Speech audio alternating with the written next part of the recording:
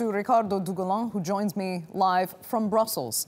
Hi, Riccardo. First, you tell me if you think this strike is only retaliation for the suspected chemical attack or the use of chemical weapons on behalf of Bashar al-Assad, or is this a full change in U.S. strategy moving against the regime in Syria?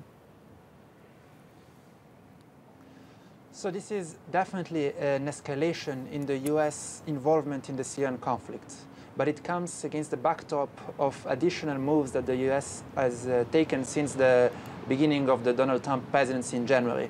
So we need to see that the United States deployed additional ground troops in the north of Syria to potentially block the advance of Syrian government troops toward Raqqa, and that these airstrikes that took place this morning are an additional move that the United States take against the Syrian government and will have long-reaching effect on the tactical level on the ground in the area where it happened, as well as on the strategic level in concerning the US-Russia relations and the strategic overall situation in Syria.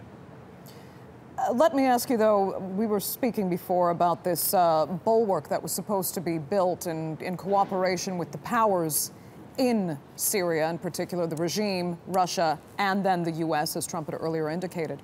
Where does this leave the defense against Daesh? Will Daesh actually be cheering U.S. intervention against Assad at this point?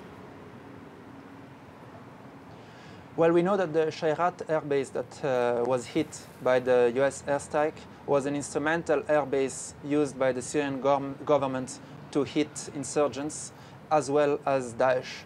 So the destruction of this airbase, as well as the destruction of several aircraft used by the Syrian government to conduct airstrikes, is definitely something that will empower in the short term Syrian insurgents as well as Daesh.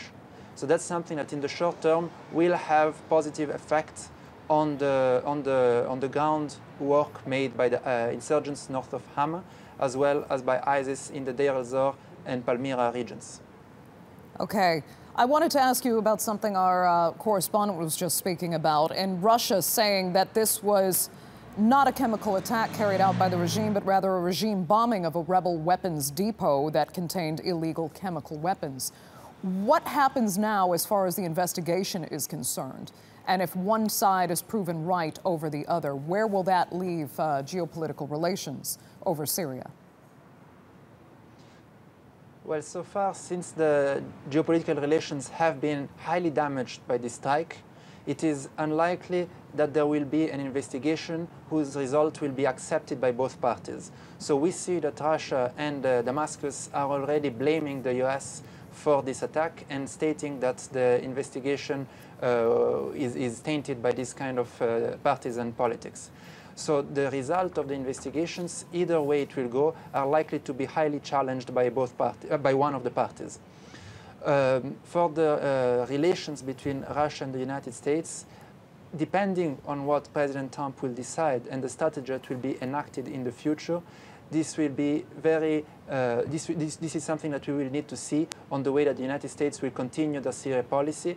And there is an important meeting between Mr. Tillerson and President Putin that will come up, and that's going to be instrumental in understanding how the situation is going to evolve and how both parties are going to cooperate or not in regard to the investigation concerning the chemical attack. Okay. Riccardo Dugulin, thank you so much for joining us there live from Brussels.